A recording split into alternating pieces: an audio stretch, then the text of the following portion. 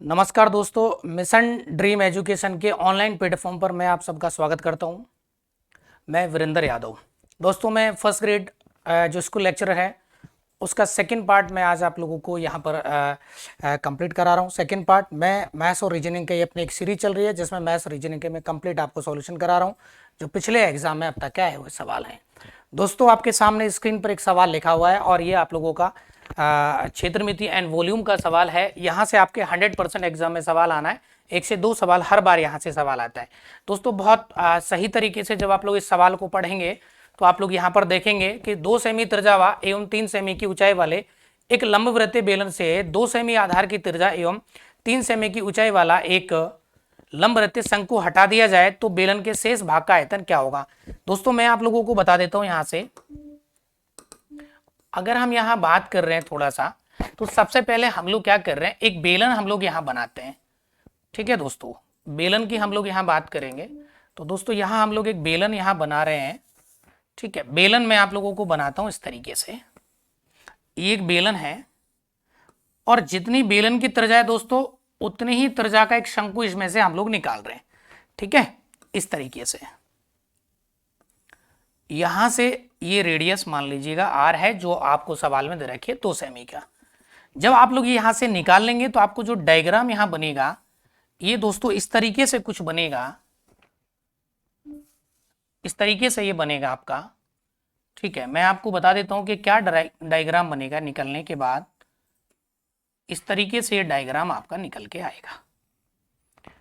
ठीक है दोस्तों, अब हम लोगों को क्या करना है, इसकी भी आप लोगों को पता है कि रेडियस क्या है, लंबवृत्तीय बेलन की ऊंचाई क्या है, आप सबको पता है 3 सेमी की ऊंचाई वाला, यानी कि इसकी जो हाइट है दोस्तों यहां से ये आपको 3 दे रखी थी और रेडियस इसका कितना दे रखा था, आपको 2 दे रखा था।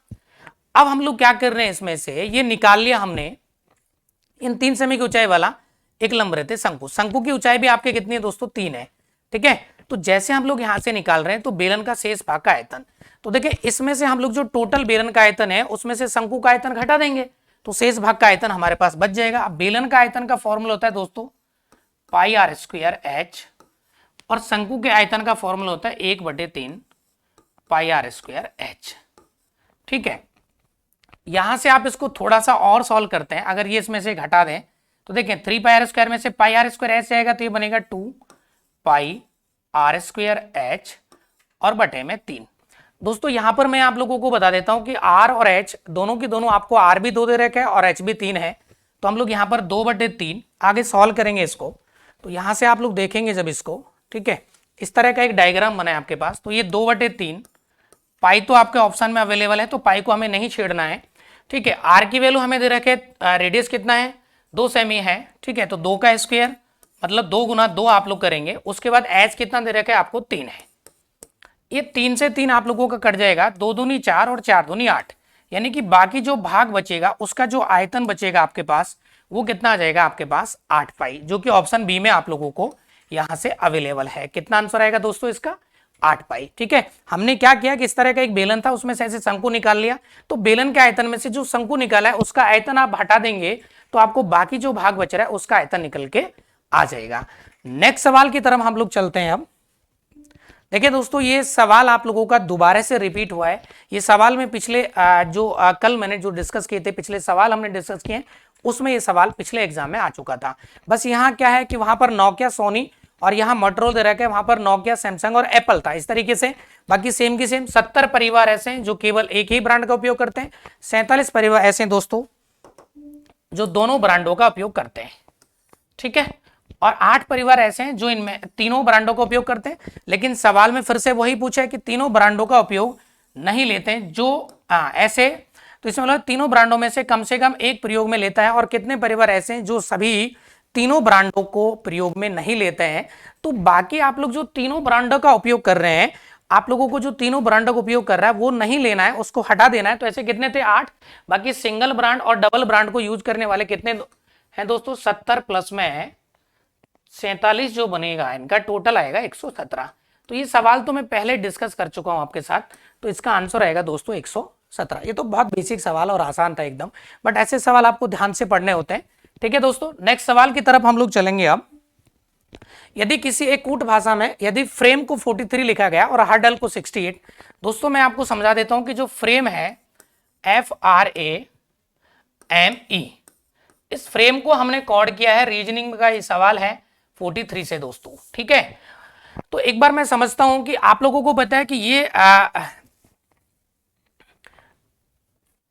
ये 6 नंबर पे आता है दोस्तों, ये 18 नंबर पे आता है, एक आपको पता है A1 पे आता है, ये 13 पे आता है और ये दोस्तों 5 नंबर पे आता है। एक बार इन सबका आप लोग सम करते हैं तो 18 और 6 बनेगा 24, 24 और 1 25, और 25 और 3 28 और 10 38, और 38 और 5 दोस्तों इनका सबका सम हो रहा है 43। तो सिंपल सी बात है कि ये जो है ये अल्फाबेट जितने जितने नंबर पे आ रहे हैं इन सबको जोड़ करने के बाद हमें इनका कोड मिल रहा है 43। तो सिंपल सी बात है, सेम की सेम यही चीज यहां पर भी अप्लाई होगी, ठीक है। और आप लोगों को पूछ रहा है कि फिगमेंट का कोड बताएं, तो फिगमेंट का कोड क्या होगा, FIGMENT। तो दोस्तों मैं आप लोगों को बता देता हूं कि फिगमेंट का कोड क्या बनेगा। F हम लोगों को पता है 6 पर आएगा, ये 9 पर आता है, G आपको पता है 7 पर, ये 13 पर आता है, E 5 पर आता है दोस्तों, E कितने पे आता है यहां पर, E आता है दोस्तों 5 पर, ठीक है। और ये जो N आएगा वो 14 पर, और T आएगा दोस्तों 20 पर। तो आप इनको जोड़ना है आपको, 9 और 6 15, 15 और 7 22, 22 और 3 आप ऐसे जोड़ेंगे ब्रेक करके, 22 और 3 25 और 10 35 और 5 40, 40 और 20 60, 60 और हाँ दोस्तों 40, देखें एक बार, 9 और 6 15 और 7, 9 और 6 15 और 7 22 और 3, 9 और 6 15 और 7 22 और 3 25 और 10 35 और 5 40 और 20 60 और 14 आप जोड़ेंगे तो ये बनेगा 74। मतलब इन सब का जब आप लोग सम करेंगे तो आपको कितना कोड मिल रहा है, यहां से इनका सम मिल रहा है 74। तो आंसर कितना आ जाएगा आपका 74। बहुत नॉर्मल सा सवाल था, एकदम बेसिक आसान सवाल था दोस्तों। उम्मीद करता हूं कि आपको बिल्कुल समझ में आया होगा, क्योंकि इसमें तो रीजनिंग का है, अल्फाबेट के बारे में आपको पता होना चाहिए। नेक्स्ट सवाल की तरफ हम लोग चलेंगे अब। हाँ ये तो दोस्तों वही सवाल था, इसको ये दोबारा से आ गया था, चलें ठीक है। इस सवाल को हम लोग डिस्कस करते हैं यहाँ पर। x प्लस वाई, देखो इसको किस तरीके से कोड किया गया है आप लोग थोड़ा सा समझ लें। x प्लस वाई, ठीक है, और ये x माइनस वाई बराबर क्या आ रहा है दोस्तों, ये आपको दे रखा है एक्स वाई। मैं आपको बता देता हूं दोस्तों किस तरीके से, आपने एक फॉर्मूला पढ़ा होगा कभी भी कि a प्लस बी का whole square minus a minus B का होल स्क्वायर, और यदि बाई 4 करेंगे आप लोग तो दोस्तों ये मिलेगा आपको ab, ठीक है।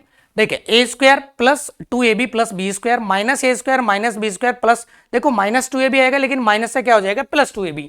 तो ये दोस्तों सॉल्व करने के बाद आपका बनेगा ये 4ab अपॉन 4। तो क्या इससे रिजल्ट ab आ रहा है क्या, तो यहां पर a और b की जगह x और y दे रखा है, ठीक है। तो हम लोग यहां जब इसको कॉर्ड कर रहे होते तो हम लोग इसको ऐसे लिख रहे होते कि x प्लस वाई का whole square minus x minus Y का होल स्क्वायर और बाई 4। अगर इसको सॉल्व करेंगे तो दोस्तों कितना आएगा ये एक्स वाई, कितना आएगा ये एक्स वाई, ठीक है। तो यहां पर आपका एक कॉर्ड हो गया कि अगर इस तरीके से तरबूज के साथ इस तरह से कॉर्डिंग किया गया है तो ये जो वैल्यू इसका स्क्वायर माइनस इसका स्क्वायर बटे में क्या आएगा 4। यहां पर हमें ये पूछा था, तो यहां से आपका रिजल्ट मिलेगा X square minus Y square और बाई क्या आ जाएगा दोस्तों 4। तो ऐसा कौन से ऑप्शन में आपको दिया हुआ है, जो ऑप्शन आप लोगों को यहां पर दे रखा है वो ऑप्शन दोस्तों हमारा क्या है, यहां से अगर हम लोग देखें तो ऐसा ऑप्शन आपका कौन सा आ रहा है, डी ऑप्शन आप लोगों को यहां पर अवेलेबल है। तो आंसर क्या आएगा दोस्तों हमारा, यहां से डी ऑप्शन आप लोगों का आंसर आ जाएगा। बहुत ही आसान सवाल था, बस थोड़ा सा एल्जेब्रिक फंक्शंस का सवाल था, थोड़ी सी चीजें आपको यहां से क्लियर होनी चाहिए थी, ठीक है दोस्तों। उम्मीद करता हूं कि बहुत आसान सवाल था, आपको समझ में आ गया होगा। नेक्स्ट सवाल की तरफ हम लोग और चलते हैं दोस्तों, नेक्स्ट सवाल की तरफ चलेंगे। तो देखिए नेक्स्ट सवाल और देखते हैं हम लोग यहां पर। यदि n संख्याओं का माध्य x बार दे रखा है दोस्तों, देखिए n संख्याओं का जो अर्थमेटिक मीन या माध्य दे रखा है वो x बार है, तो अगर हम लोग इनके योग की बात करते हैं, इन संख्याओं का जो योग आएगा वो nx बार हो जाएगा दोस्तों, ठीक है। कैसे आया देखें, अगर मान लो 5 संख्या का औसत 10 था या माध्य 10 था तो पांचों संख्याओं का टोटल 5 गुना 10 हो जाएगा। ऐसे यहां पर संख्याएं कितनी n है और इनका औसत कितना था x बार, तो टोटल आ गया nx बार, ठीक है दोस्तों। उसके बाद बोल रहे हैं और प्रथम n माइनस संख्याओं का योग, यानी कि इनमें से जो प्रथम n माइनस 1 संख्या है उनका योग कितना दे रखा है दोस्तों, उनका योग आपको दे रखा है यहां पर लैम्बडा। ठीक है, अब आप लोगों को पता है n संख्याओं का योग nx था, इसमें से n-1 संख्याओं का योग आपको लैम्बडा दे रखा है। ठीक है, तो हम लोगों को यहां पर आपको ऑप्शन दे रखा है इसका कि कौन सा आएगा। तो देखो एक बार मैं आपको इसको नॉर्मली समझाता हूं। मान्य आप लोग यहां पर 2, 4 और 6 ऐसे संख्या है, और n-1 का मतलब लास्ट संख्या से पहली वाली संख्या है। ठीक है, ये n-1 संख्या हो जाएंगी। तो यहां पर इनका योग हम लोगों को पता है कि कितना दे रखा है, n-1 संख्याओं का योग आपको दे रखा है यहां पर लैम्बडा। ठीक है दोस्तों, और n संख्याओं का योग कितना है, nx। तो हम लोग यहां पर क्या करेंगे, आपसे क्या पूछ रहा है, तो आश्रेणी का अंतिम पद ज्ञात करें। देखिए जब अंतिम पद ज्ञात करेंगे आप लोग, तो यहां से आप लोग करेंगे कि n-1 संख्याएं और प्लस में अंतिम संख्याएं। ठीक है, n-1 संख्याएं, n-1 संख्याएं और प्लस में अंतिम संख्या को थोड़ी देर के लिए x मान लें, और n- संख्याएं और अंतिम संख्या टोटल जो सभी संख्याओं का योग है। उस सवाल में आपको दोस्तों दे रखा है, अगर मैं यहां पर सवाल की बात कर रहा हूं, ठीक है, तो सवाल में हम लोगों को इनका योग दे रखा है यहां पर सवाल में nx बार। ठीक है, और n-1 संख्याएं जो थी इनका योग कितना दे रखा है, लैम्बडा। ठीक है, प्लस x बराबर में हम लोग क्या लिखेंगे इसको, nx बार। अब दोस्तों अगर हम लोग यहां पर समझना चाहते हैं कि हम लोगों को क्या चाहिए, यहां पर हमें चाहिए यहां पर अंतिम संख्या x, हमने ये मानी थी। तो x की वैल्यू जो बनेगी यहां से वो nx बार माइनस में क्या हो जाएगा दोस्तों, लैम्बडा। ऐसा कोई ऑप्शन अगर आपको दिखाई दे रहा है यहां पर, तो देखें आप लोगों का है यहां पर ऑप्शन बी वाला। तो ये बहुत ही आसान सवाल था, ये भी आप लोग आराम से इस चीज को समझ सकते हैं। देखिए हमने क्या किया है कि अंतिम संख्या प्लस में उससे एक कम n के n-1 संख्या है। ठीक है, इन सब का योग तो आपको पता है, टोटल संख्या है n संख्याओं का, n-1 संख्याओं का योग हमको यहां से पता था, वो हमने n संख्याओं का योग था ये। ठीक है, ये यहां पर योग आप लिखेंगे तो ये कितना था, लैम्बडा और प्लस में अंतिम संख्या x हमने मान लिया, और बराबर इन सब का टोटल क्या आ रहा है, nx बार। ठीक है, जब आप इसको सॉल्व करेंगे यहां से, तो इसका तो लैम्बडा रख देंगे यहां पर, और x आपको चाहिए। तो दोस्तों यहां पर आपको अंतिम संख्या x थी, x चाहिए, हम लोग लैम्बडा को उधर लेके जाएंगे, तो आपका आंसर आ जाएगा जो कि ऑप्शन में बी में आपको दिया हुआ है। तो ये बहुत ही इजी और समझने वाला सवाल था, ज्यादा टफ सवाल यहाँ से नहीं था, बहुत बेसिक सवाल था। दोस्तों नेक्स्ट सवाल की तरफ हम लोग और रुक करेंगे। तो देखें आप लोग, ये एक आप लोगों को चार्ट दे रखा है दोस्तों, पाई चार्ट। निम्न पाई चार्ट 4 छात्रों द्वारा छात्र चुनाव में प्राप्त वैध मतों को प्रदर्शित करता है। यदि डाले गए कुल वैध मतों की संख्या 720 थी, तो जीतने वाले ने अपने निकटतम प्रत्याशी को कितने मतों से हराया। सबसे पहली बात तो जीतेगा और हारेगा कौन। देखो जिसको सबसे ज्यादा, जो यहां है ये जो सबसे ज्यादा की बात कर रहे हैं हम लोग, ठीक है दोस्तों,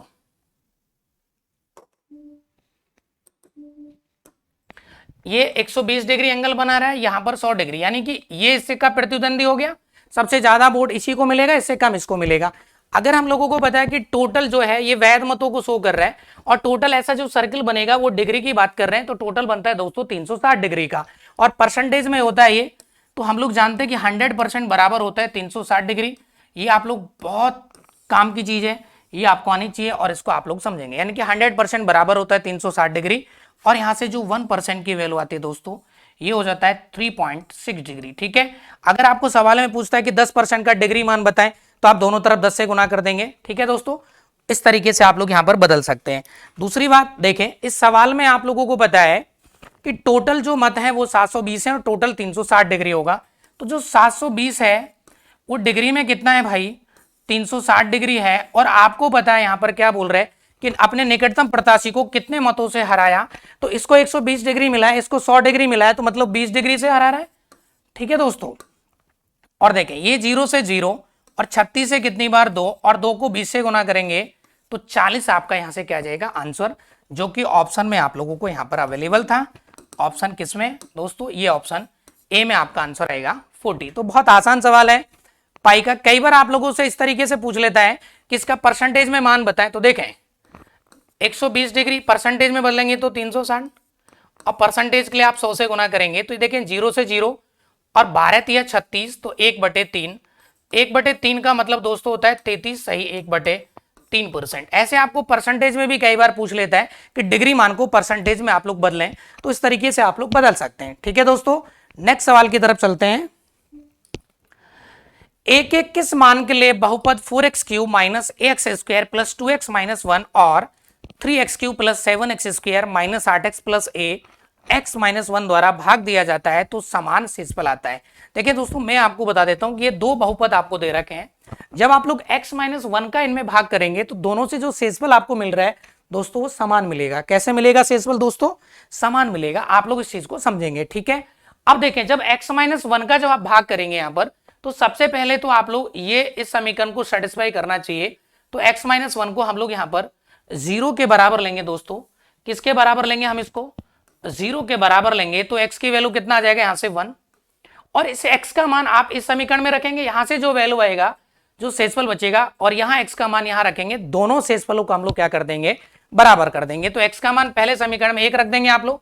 समीकरण है हमारे पास 4x³ minus ax square plus 2x minus 1। यहां पर आपको पुट x की वैल्यू कितना रखना है? x रखेंगे आप लोग 1। तो देखिए ये 1 का क्यूब तो 1 बनेगा, 4 गुणा 1 का क्यूब माइनस 1 गुणा 1 का स्क्वायर प्लस 2 गुणा 1 माइनस 1। ठीक है दोस्तों, यहां से ये 4 बनेगा, ये माइनस का a बनेगा, प्लस का 2 माइनस का 1। तो ये वैल्यू आपके पास बन गई 4 और 2 6, 6 में से 1 जाएगा तो 5 माइनस a। इसी प्रकार से हम लोग उस दूसरे समीकरण में भी x की जगह 1 रखेंगे, और वो समीकरण हमारा क्या था? यहां से 3x square plus 7x square और माइनस 8x और प्लस a। इसमें जब x की वैल्यू 1 रखेंगे तो 1 का स्क्वायर 1 होता है, तो ये 3 आएगा, यहां पर 7 आएगा, माइनस का 8 आएगा, प्लस का a आएगा। ठीक है दोस्तों, ये 7 और 3 10, माइनस का 8 जाएगा तो 2, यानी कि ये बनेगा 2 प्लस a। ठीक है, ये आप लोगों का बन रहा है यहां से 2 प्लस a, 2 प्लस a। अब ये शेषफल यहां से बन रहा है 2 प्लस a, इधर से शेषफल बन रहा है 5 माइनस a। अगर ये जो x माइनस 1 है, इन दोनों का फैक्टर है, गुणनखंड है, तो इन दोनों से जो शेषफल मिलेगा वो आपको समान मिलेगा। इसलिए आप ये वाली वैल्यू और ये वाली वैल्यू दोनों आप लोग क्या कर देंगे? बराबर कर देंगे। तो देखिए हम लोग इनको बराबर कर लेते हैं। 5 माइनस a बराबर में 2 प्लस a। ठीक है दोस्तों, जैसे हम लोग उधर, ये 2 इधर आएगा तो 3 बचेगा, और ये हो जाएगा उधर जाके 2a, और a की वैल्यू यहां से बनेगा 3/2, यानी कि a का जो मान आ रहा है यहां से, अगर हम लोग a की बात करते हैं तो a का मान यहां से जो बनेगा आपका, ठीक है, a की जो वैल्यू बनेगी आपके यहां से वो बनेगी दोस्तों 3a बराबर, यदि हम लोग यहां बात कर रहे हैं कि 3a बराबर, सॉरी यहां पर जो है आपका ये 3 बराबर क्या था? 2a, तो a की वैल्यू क्या आ जाएगी यहां से? 3/2। तो a की वैल्यू क्या आएगी यहां से?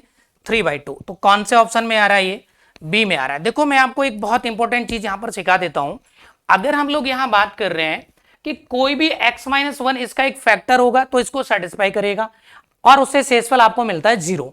यदि इसका कोई फैक्टर या गुणनखंड नहीं होता है तो कोई न कोई शेषफल मिलता है। और यहां बोल रहा था कि दोनों का समान गुणनखंड है, तो जो शेषफल यहां से मिलेगा वही शेषफल यहां से भी मिलेगा, और दोनों को हम लोग क्या कर देंगे दोस्तों? बराबर कर देंगे। बराबर हमने किया, यहां पर एक समीकरण आपका ये बना, ऐसे एक ये बना, ये दोनों क्या है? शेषफल बराबर आ रहे हैं, और जैसे हमने इनको बराबर किया तो वैल्यू आपके पास आ गया है। देखिए 5 माइनस a बराबर 2 प्लस a, जब a इधर आएगा तो बराबर प्लस हो जाएगा, 2 उधर जाके 5 में से घट जाएगा, 3 बचेगा, 3 बराबर 2a, तो a की वैल्यू आएगा 3/2। नेक्स्ट सवाल की तरफ हम लोग और चलते हैं दोस्तों। तो नेक्स्ट सवाल देखें, यदि 2 की पावर x, 3 की पावर y और 12 की पावर z है, तो ये यहां पर थोड़ा सा प्रिंटिंग एरर है। ठीक है, तो हमसे यहां वैल्यू पूछा था कि x y का मान बताएंगे। ठीक है दोस्तों, मैं आपको ये सवाल क्लियर करता हूं। अब यहां लिखा है कि 2 की पावर x बराबर में 3 की पावर y और बराबर में 12 की पावर z। ठीक है दोस्तों, जब बराबर चीजें होती हैं तो सबसे पहले आप लोग एक कांस्टेंट टर्म k मान लेंगे। हमने k मान लिया। ठीक है, अब देखें 2 की पावर x बराबर में क्या है? ये k के बराबर है, तो 1/x पावर लेंगे, 1/x पावर पावर, दोनों तरफ आपको ले लेना है घात, दोनों तरफ लेने पर, ठीक है दोस्तों। जब दोनों तरफ लेंगे तो 1/x ऐसे लेते हैं, 2 की पावर 1/x और बराबर में k की पावर आएगा दोस्तों 1/x, ठीक है। तो ये तो x x कट जाएगा तो 2 की वैल्यू आ जाएगी यहां से k की पावर 1/x। ऐसे ही आप लोग यहां पर 3 की पावर y बराबर है k, तो 1/y पावर लेंगे यहां से तो 3 बनेगा k की पावर 1/y, ठीक है। ऐसे हम लोग बात करेंगे कि 12 की पावर z है, बराबर में आपको ये k दे रखा है, तो यहां से 12 की जो वैल्यू आएगा वो k की पावर आएगा 1/z, ठीक है दोस्तों। अब सुने, हमें वैल्यू चाहिए दोस्तों x और y की, तो मैं आप लोगों को बता देता हूं कि एक्चुअल में ये जो 12 बन रहा है ना दोस्तों, इस 12 को हम लोग यहां पर क्या लिख सकते हैं, देखें आप लोग, 12 को हम लोग लिख सकते हैं 4 गुना 3 और इसको लिख सकते हैं 2 की पावर 2 गुणा 3, ठीक है दोस्तों। अब हम लोग देखें यहां से 2 की वैल्यू यहां रख सकते हैं इसमें। अब देखें आप लोग, ये जो 2 आ रहा है इस 2 की जगह बराबर में k की पावर 1/x था क्या, तो यहां हम लोग 12 की वैल्यू तो हम लोग यहां से रख देंगे। अब 12 की वैल्यू तो आप लोग ये रख सकते हैं यहां से कि k की पावर 1/z, ठीक है, k की पावर 1/z, ठीक है। 12 की वैल्यू आ गया k की पावर 1/z बराबर में 2 की जो है k की पावर 1/x की पावर 2 और यहां 3 की जगह हम लोग क्या रखेंगे k की पावर 1/y, ठीक है दोस्तों।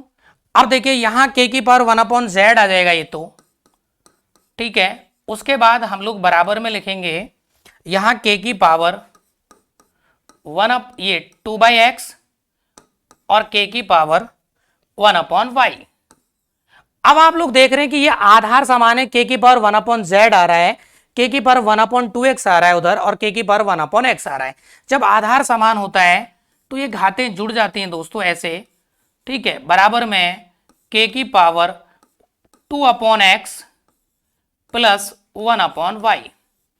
एक बात और पढ़ी होगी आपने, जब आधार समान होता है तो घातें भी समान होती हैं, तो इसको हम लोग ऐसे भी लिख सकते हैं 1/z बराबर 2/x प्लस 1/y। यहां से दोस्तों एक्स वाई एलसीएम आ जाएगा, तो एक्स वाई जब आपका एलसीएम आएगा यहां से तो ये बनेगा 2y और प्लस में x बराबर क्या चल रहा है दोस्तों 1/z।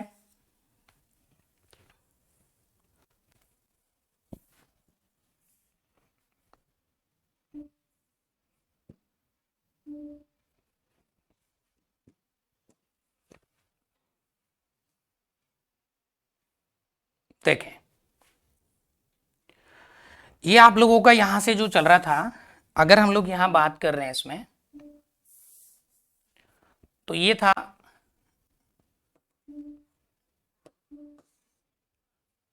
ये तो आपका था 2/x, यहां से एक्स वाई एलसीएम ले लेंगे, ये z था, तो ये बनेगा एक्स वाई एलसीएम लेंगे तो 2y plus X upon X Y और बराबर में 1/z।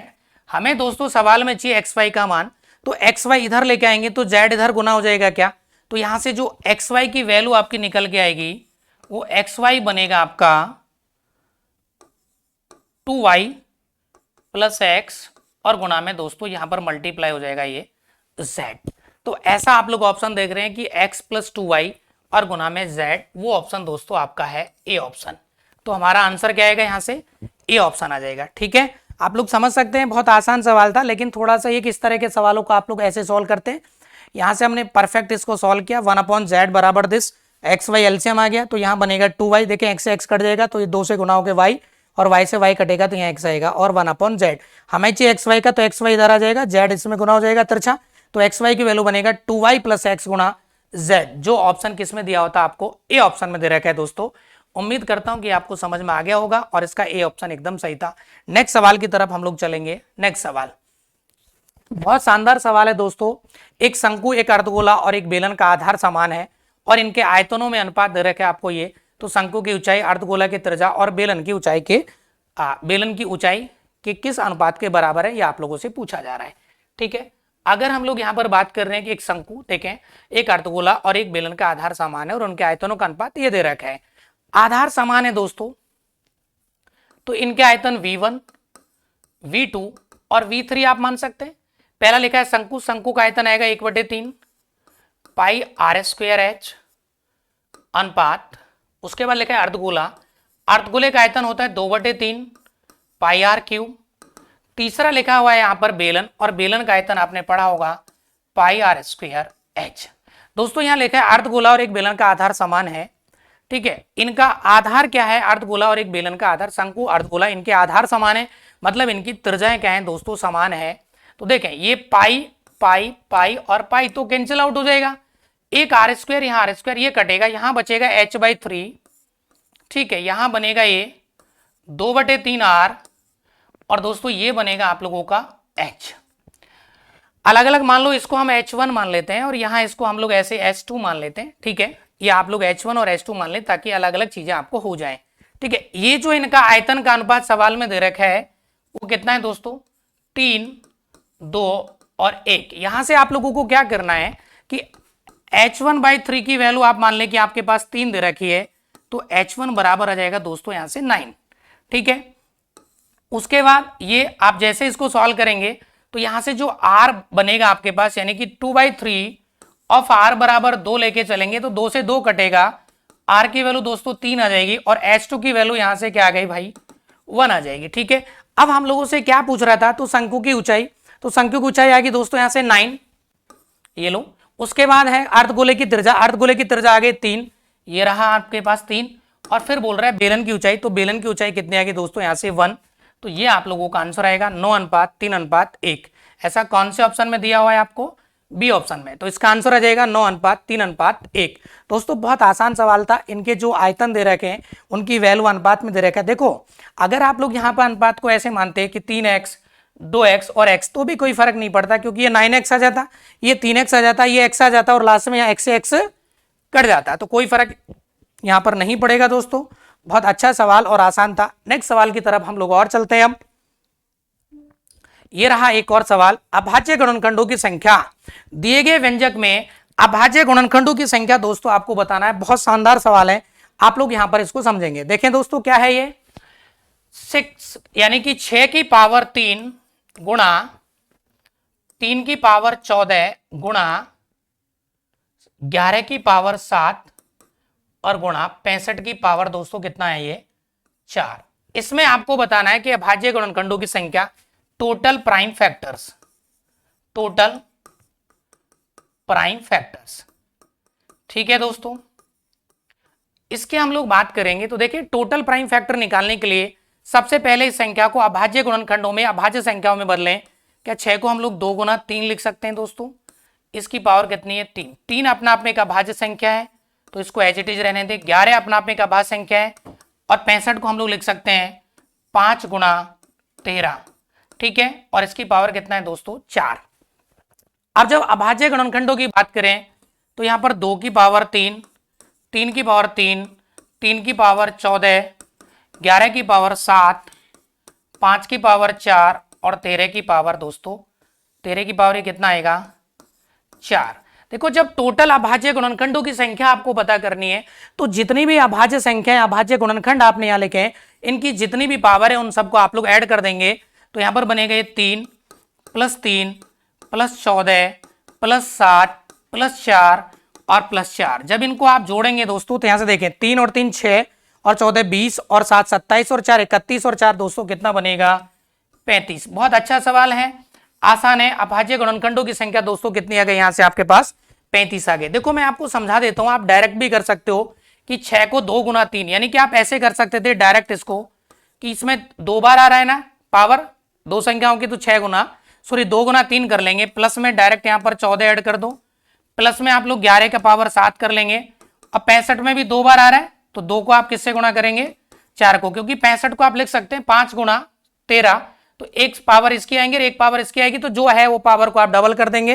तो देखिए वही बनेगा 6 + 14 20 और 7 27 + 8 बराबर दोस्तों वो बनना वाला तो वही है 35। कितना बनेगा ये 35। तो आंसर आपका आएगा वही 35। देखो मैं और बता देता हूं आपको अभाज्य गुणनखंडों की संख्या। अगर मान लो ऐसे लिखा हुआ है कि 2 की पावर 3, 4 की पावर 5,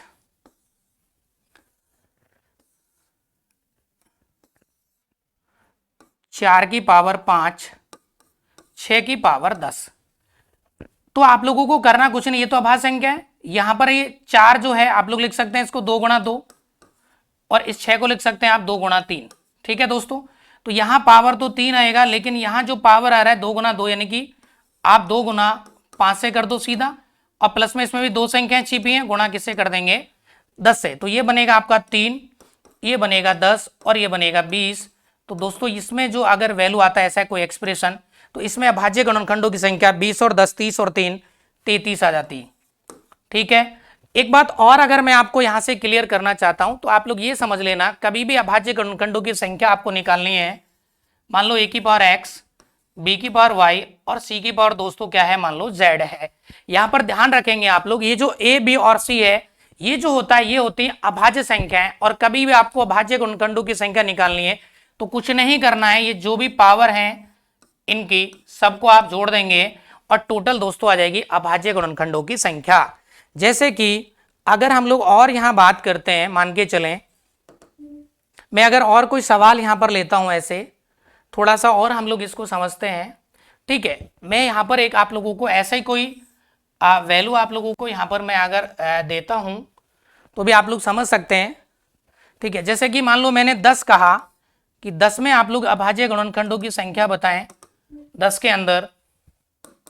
तो देखें 10 के अंदर आप 10 को लिख सकते हैं 5 गुणा 2, तो इसमें अभाज्य गुणनखंड 5 की पावर 1 गुणा 2 की पावर 1, तो पावर को आप जोड़ देंगे, 1 और 1 मिलके कितना बनेगा, ये 2 बनेगा। दोस्तों कोई भी पावर आए उसको सबसे पहले या कोई संख्या दे रखी है, जैसे कि यही हम लोग बात करते हैं, अगर इसी में मैंने यहां पर आपको क्लियर किया कि 100 में अभाज्य गुणनखंडों की संख्या बताएं, तो 100 को आप ऐसे लिख लें 25 गुणा 4।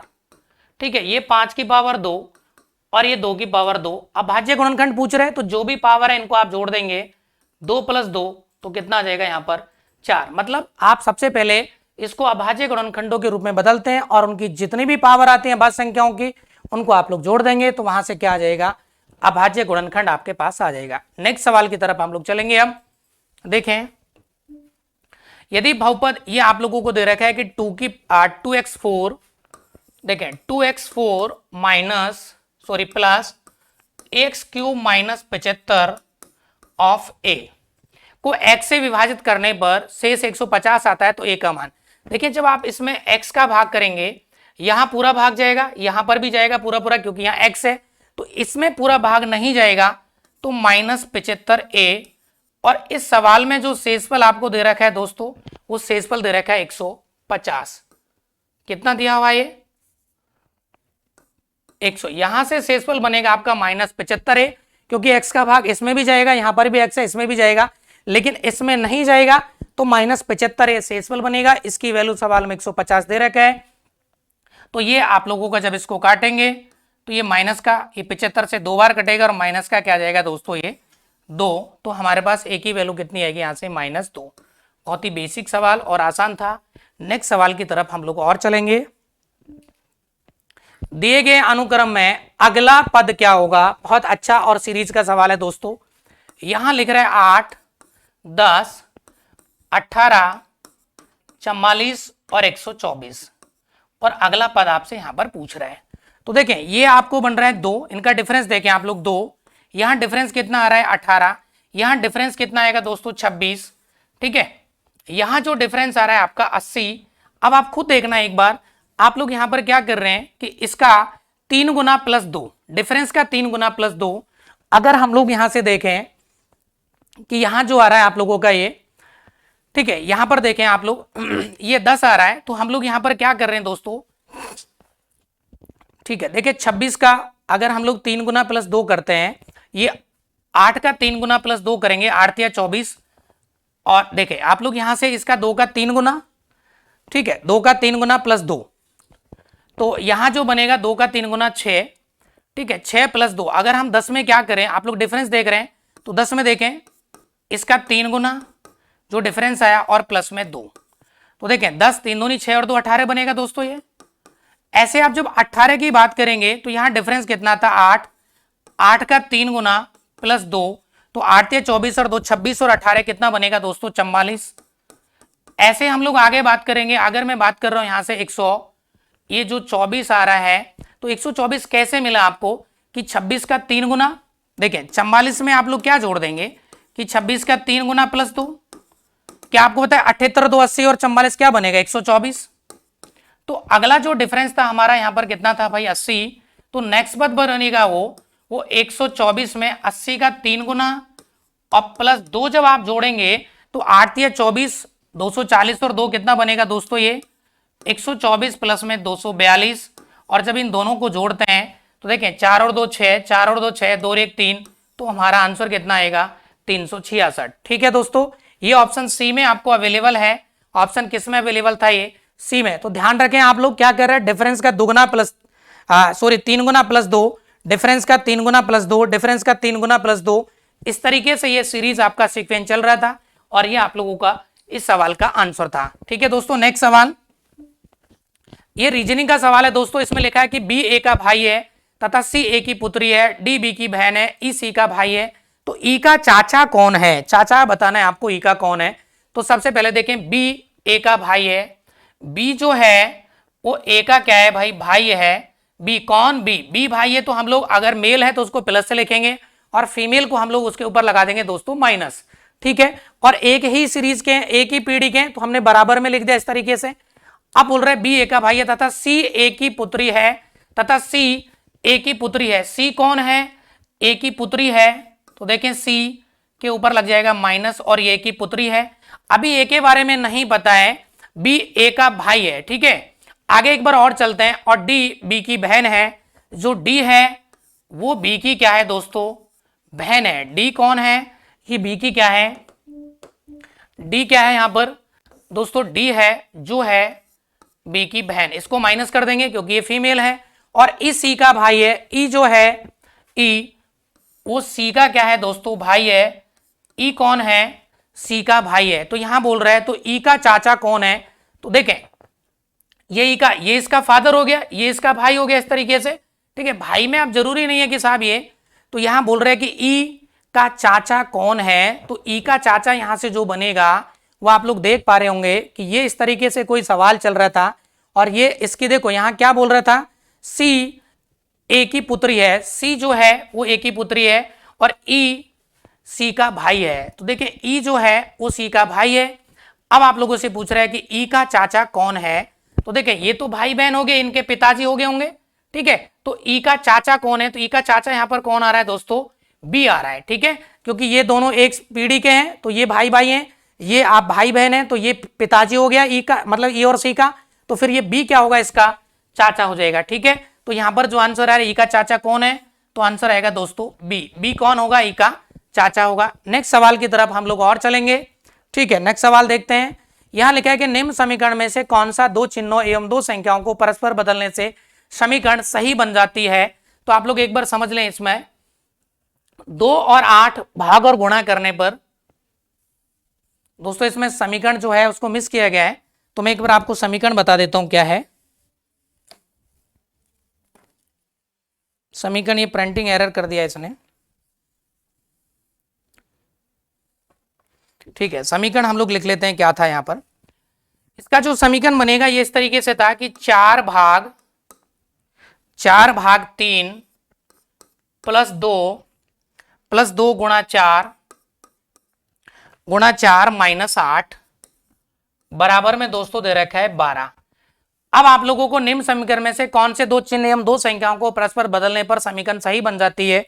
तो हम लोग यहां पर देखें पहला ऑप्शन 2 और 8 और भाग को गुणा कर दें, 2 को 8 कर दें। तो यहां पर आप देखें कि 2 को 8 कर लेते हैं हम लोग।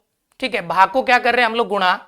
देखें 4 गुणा 3 प्लस 2 को हम लोग क्या कर रहे हैं 8, और भाग को हमने क्या किया था, गुणा। ठीक है, भाग और गुणा को यानी कि यहां कर लेंगे हम लोग, अब गुणा की जगह कर देंगे भाग, और ये 4 माइनस 8। एक बार जब आप लोग इसको सॉल्व करेंगे तो देखें 4 तिया 12, और यहां जब आप भाग करेंगे तो कितनी बार जाएगा दोस्तों, 2 बार। ठीक है, 4 गुणा 3 दोस्तों ये बन गया आप लोगों का 12, और गुणा को हम लोग कर रहे हैं भाग। और यहां पर एक और चीज था कि 2 और 8 को, तो देखें 2 की जगह हम लोग यहां पर क्या लिखेंगे ये 2 को तो हमने 8 कर लिया, तो 8 की जगह हमें यहाँ क्या करना पड़ेगा, यहाँ हम लोगों को ध्यान रखना है, ये भी हम लोगों को यहाँ पर 8 की जगह क्या करना है, आपको 2 करना है। ठीक है, तो देखें जब आप लोग यहाँ ये आपका 12 आ गया, 4 का भाग करेंगे 2 बार और ये -2 और ये 2 से 2 कट जाएगा, तो हमारे पास क्या बन रहा है दोस्तों 12, और रिजल्ट भी आपको क्या मिलना चाहिए था 12। तो ये आप लोगों का ए ऑप्शन ही यहाँ पर एकदम सही बैठ रहा है। तो बाकी ऑप्शन आपको चेक करने की बिल्कुल भी जरूरत नहीं है दोस्तों, क्योंकि हमने क्या किया है कि इसमें ये बोल रहा है कि 2 और 8 को, यानी कि जो 2 है उसकी जगह तो हमने 8 लिखा है और 8 की जगह हमने क्या लिखा है 2। और दूसरी बात क्या है कि भाग को क्या करना है, गुणा करना है। भाग जो है उसको गुणा कर दिया और गुणा को हमने क्या कर दिया है, भाग कर दिया है। तो इस प्रकार इसमें ए ऑप्शन ही आपका बैठ रहा है। नेक्स्ट सवाल की तरफ हम लोग और चलेंगे। ठीक है दोस्तों, नेक्स्ट सवाल, मैं आप लोगों को यहां तक 45 सवाल सॉल्व करा चुका हूं आप लोगों के। बाकी दोस्तों और नेक्स्ट सवाल में अगली वीडियो में आपको डालने वाला हूं। तो आई होप कि आप लोगों को ये सारी चीजें क्लियर होंगी। उम्मीद करता हूं कि सारी चीजें आपको समझ में आई होंगी। तो आप लोगों को यदि चीजें क्लियर हैं तो आप मैक्सिमम इसको शेयर कर दें, ताकि मुझे थोड़ा सा आप लोगों को ये पढ़ा के मोटिवेशन मिले कि आपको समझ में चीजें आ रही हैं। ठीक है दोस्तों, थैंक यू।